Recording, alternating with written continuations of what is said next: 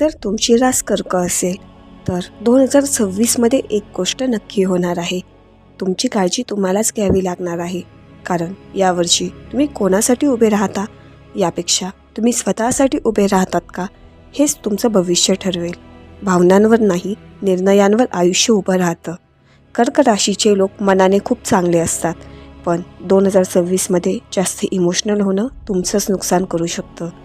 2026मध्ये जबाबदाऱ्या वाढतील, लोक तुमच्यावर विश्वास ठेवतील, कामात स्थैर्य येईल.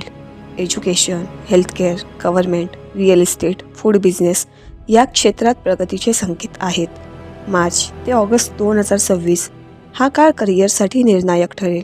भावनेतून जॉब चेंज किंवा वाद टाळा. शांत राहून निर्णय घ्या. पैसा येईल, पण प्रश्न आहे तो तुमच्याकडे टिकेल का? उत्पन्न स्थिर राहील. नवीन घर, प्रॉपर्टी संबंधीचे योग दिसतात, पण सगळ्यांना मदत करता करता स्वतः रिकामे होऊ नका. 2026मध्ये खरे नाते टिकेल, बनावट नाती उघड होतील. विवाहितांसाठी भावनिक बॉन्डिंग वाढेल. अविवाहितांसाठी सिरियस रिलेशनशिपचे योग दिसून येतात. परंतु जुन्या आठवणींमध्ये अडकणं नात्यांना मागे खेचू शकतं.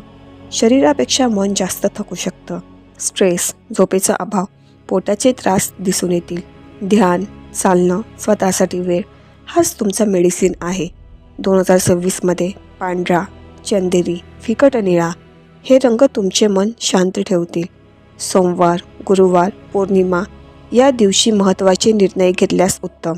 दर सोमवारी ओम सोमाय नमः या मंत्राचा 11 वेळा जप करणे लाभदायक. तांदूळ किंवा पांढऱ्या वस्तूंचे दान फलदायक ठरेल. कर्क राशीच्या जातकांसाठी 2026 हे वर्ष सगळ्यांसाठी जगण्याचं नाही, तर स्वतःसाठी उभं राहण्याचं वर्ष आहे. तुमची रास कोणती कमेंटमध्ये नक्की सांगा.